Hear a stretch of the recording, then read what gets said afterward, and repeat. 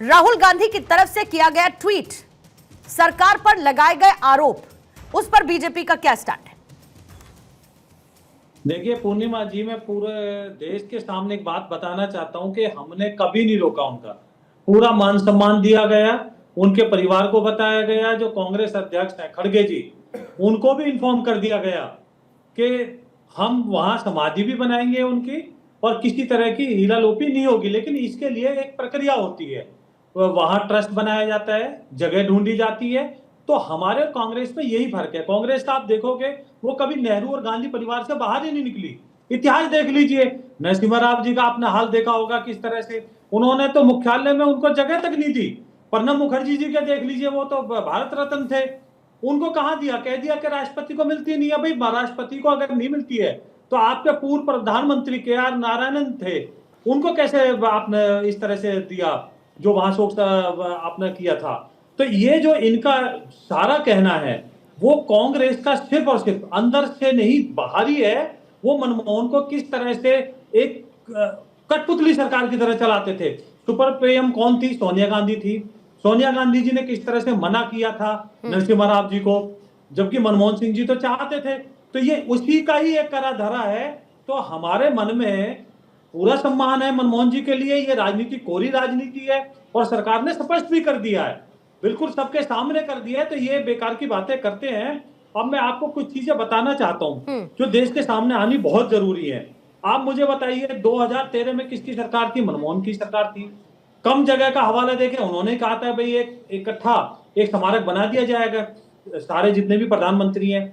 लेकिन आप मुझे बताइए संजय गांधी कौन है? संजय गांधी का स्मारक किस लिए बन गया? नरसिम्हा राव जी का नहीं बनता है। तो ये वीपी सिंह का नहीं है, चंद्रशेखर का नहीं है, किस तरह से? तो ये जो है ये कोरी राजनीति इनकी है, क्योंकि कांग्रेस के पास अभी मुद्दा विहीन है। वो यहां से बकती है, वहां से बकती है, सारी सब चीजें करती है। तो ये मनमोहन जी का आपने देखा होगा किस तरह से कुर्सी पे, आप विजुअल देखते हो किस तरह से मनमोहन जी जब प्रधानमंत्री थे कुर्सी से उठा दिया जाता है, सोनिया जी बैठती हैं। किस तरह से चाइना में जो पैक्ट होता है जिसपे साइन करते हैं। आप कह रहे हैं कि कांग्रेस पार्टी ने खुद डॉक्टर मनमोहन सिंह का कभी सम्मान नहीं किया और आप पर उनके अपमान करने के आरोप लगते हैं और ये सिर्फ एक कोरी राजनीति है। ज्योति कुमार सिंह साहब, क्या वाकई में स्मारक के नाम पर सियासत की एक और बेवजह की कोशिश है?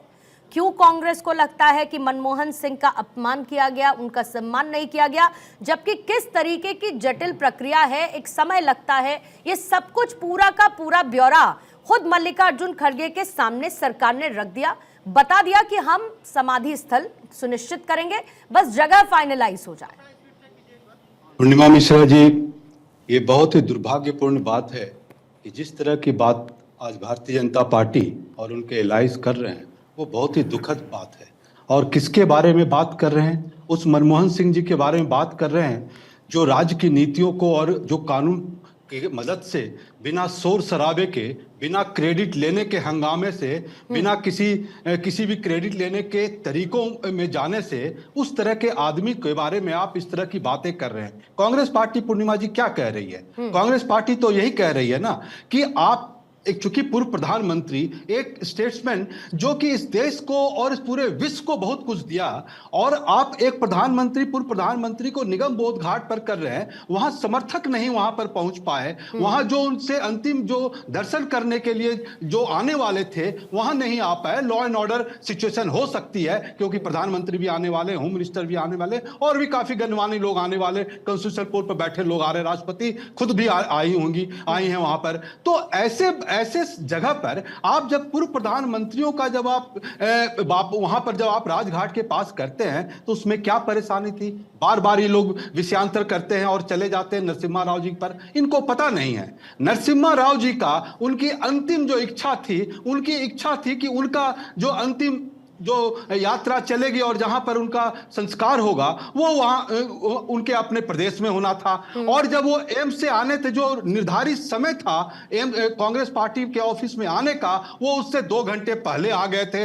उनका क्योंकि उनको एयरपोर्ट भी जाना था तो वो उनका गाड़ी वहां पर ज्यादा देर तक रुक नहीं पाया। तो इस तरह से लोगों को गलत बात बोलकर इस तरह से नहीं दिग्भ्रमित करना चाहिए। और माननीय मनमोहन सिंह जी को, हमारे स्वर्गीय मनमोहन सिंह जी को इस तरह से आज जब वो चले गए, जब इतनी चीजों को वो छोड़ कर गए हैं, वो तो ऐसे भी प्रधानमंत्री थे जो कि अपने साथ, अपने ऐसे बहुत कम नेता होते हैं पूर्णिमा जी, जो कि अपने साथ के, अपने कैलिबर के लोगों को साथ साथ लेके चलने वाले, सबको मजबूत करने वाले, ये ऐसा कौन होता है जिसमें अपना आत्मविश्वास होता है। मैं तो 4-5 नाम भी अगर लूं, जैसे आईजी पटेल थे, रंगराजन थे, विमल जलाल थे, आपके सेन गुप्ता थे, सुखमय चक्रवर्ती थे, इस सब लोगों को साथ लेकर आगे बढ़ाने का काम करते रहे, कभी भी उनको इनसिक्योरिटी नहीं हुई। तो ऐसे प्रधानमंत्री, जो प्रधानमंत्री आपको right to education, right to food, आपको मनरेगा जैसे कितने चीजों को दिया। नहीं, डॉक्टर मनमोहन सिंह का जो योगदान रहा राष्ट्र के प्रति सर, उसमें तो किसी को कोई इफ एंड बट है ही नहीं,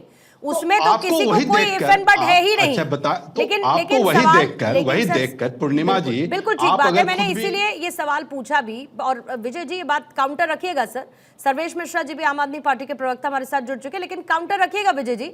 लेकिन साथ ही ये भी बताइए कि एक चिट्ठी लिखने की नौबत आई, भाई आप लोग तय कर सकते थे ना सर। आवाज नहीं आ रही है आपकी, एक बार विजय जी चेक करेगा, म्यूट है शायद आप।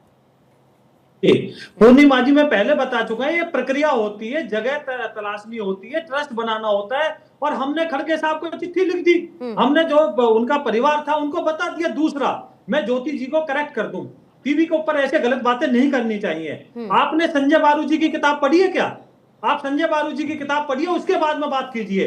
दूसरा मैं बताता हूं, आपके राजीव गांधी, इंदिरा गांधी, संजय गांधी 50-50 एकड़ की है, आपको नहीं एक आधा एकड़ का दे देते हो वहां पे समाधि के लिए जगह? आपके अंदर कहीं भी थोड़ा सा भी बचा है क्या स्वाभिमान? आप नेहरू गांधी परिवार से कभी बाहर निकलेंगे क्या?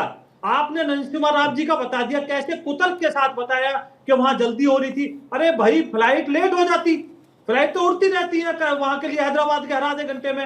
आपने ताला लगवा के, सुपर प्राइम मिनिस्टर जो थी सोनिया गांधी, उन्होंने ऑफिस का ताला जड़वा दिया। जो देश के प्रधानमंत्री रहे हैं, मनमोहन सिंह जी को लाने वाले नरसिम्हा राव जी थे, वित्त मंत्री किसने बनाया था? उनकी खोज थी ना। तो आप किस तरह से झूठी बातें करके यहाँ गलत नैरेटिव कराने की कोशिश कर रहे हो? और किसने मना किया इनके योगदान के लिए, मनमोहन सिंह जी के लिए?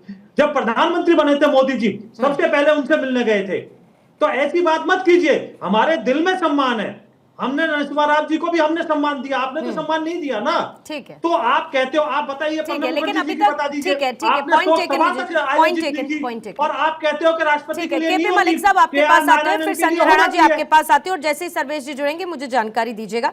केपी मलिक साहब, ये कितना ज्यादा दुर्भाग्यपूर्ण है एक ऐसे मसले पर सियासत होना, वो भी उस दिन की शुरुआत के साथ जिस दिन अंतिम संस्कार होना है, एक ऐसे व्यक्ति के तौर पर जिसे आर्थिक जो हमने फैसले लिए, जो इकोनॉमिकली कैसे देश मजबूत हुआ, कैसे कैसे समय पर उस उदारीकरण के जनक मनमोहन सिंह के फ्यूनरल वाले दिन एक ऐसे मुद्दे पर सियासत, ये कितना ज्यादा अनफॉर्चुनेट है सर?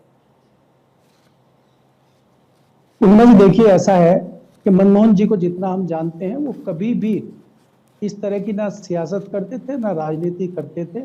उनके नाम पे आज जिस प्रकार से ये सियासत हो रही है, ये बड़ा दुर्भाग्यपूर्ण है। मनमोहन सिंह जी कभी भी किसी चीज का श्रेय नहीं लेना चाहते थे, ना लेते थे। बहुत साधारण व्यक्ति थे, और देश की तरक्की में, देश में जो भी हम आज हैं, उसमें उनका 10 साल का जो योगदान है वो भुलाया नहीं जा सकता। वो बहुत बड़ी शख्सियत है। उनके लिए स्मारक कहीं भी बने ना बने वो महत्व नहीं रखता। उनका देश में जो एक सम्मान है, जो लोग उनको चाहते हैं, उससे कोई बहुत ज्यादा फर्क नहीं पड़ेगा। एक तो मैं ये कहना चाहता हूँ। दूसरा मैं ये कहना चाहता हूँ कि सियासी दल हैं, चाहे वो भारतीय जनता पार्टी हो चाहे कांग्रेस हो, कांग्रेस की भी तमाम चीजें हैं। आप याद कर सकते हैं जो पुराने प्रधानमंत्रियों का जिक्र अभी भाजपा के प्रवक्ता ने भी किया, और मैं चौधरी चरण सिंह के समय की भी बात करता हूँ कि जब कांग्रेस भी इसी तरह की राजनीति कर रही थी, उनको जगह नहीं दी थी, तमाम किसान आसपास के दिल्ली में आ गए थे और सरकार पे दबाव बना के वो जगह ली गई। ये सरकारें करती रहती हैं, अपने निजी स्वार्थों के लिए और अपनी सियासत को साधने के लिए करते हैं। आज 2 महत्वपूर्ण राज्यों में अगले साल चुनाव हैं, चुनाव के मद्देनजर रखते हुए दोनों पार्टी सियासत कर रही हैं, इसमें भी मुझे कोई दो राय नहीं। लेकिन मेरा कहने का मतलब यह है कि इन्हीं मनमोहन जी के कार्यकाल में 2013 में एक ऐसा आदेश पारित हुआ था जिसमें यह था कि भाई तमाम प्रधानमंत्रियों और ऐसे जो वीआईपी होते हैं उनके लिए एक स्मारक की जगह निश्चित कर दी जाए। और उसमें 2018 में जब वाजपेयी जी का निधन हुआ उसमें संशोधन करके वापस वाजपेयी जी को राजघाट पे ले जाया गया, वहीं उनका अंतिम संस्कार हुआ और वहीं उनका आज स्मारक भी है। तो ये देखिए, सियासी लोग जो हैं किसी भी शख्सियत को अपने हिसाब से बुनाने का काम करते हैं ताकि उनको सियासी फायदा हो। मैं इसको दूसरे रूप में देखता हूँ। मनमोहन जी की समाधि पंजाब में बने, चंडीगढ़ में बने, दिल्ली में बने, मेरठ में बने, पेरम्बदूर में बने, चेन्नई में बने, कहीं भी बने, इससे कोई फर्क नहीं पड़ता। जो उनके चाहने वाले लोग हैं, मनमोहन जी उनके दिलों में बसते हैं। बिल्कुल सर। दो घटनाएं उनकी कभी नहीं भुला सकता कि जिस प्रकार आर्थिक मामलों के वो जाने माने व्यक्ति थे और उन्होंने देश को जब दुनिया डूब रही थी, आर्थिक मंदी पूरी दुनिया में छाई, तब उन्होंने उस देश को वक्त बाहर आर्थिक निकालने सुधारों का काम किया। को लेकर उनके उनकी योगदान तरफ को से कोई नहीं कैसे भूलता। फैसले, कैसे चुनौतीपूर्ण समय में लिए गए, जिसने भारत को एक बहुत मजबूत स्थिति में बनाया, निश्चित तौर पर सर।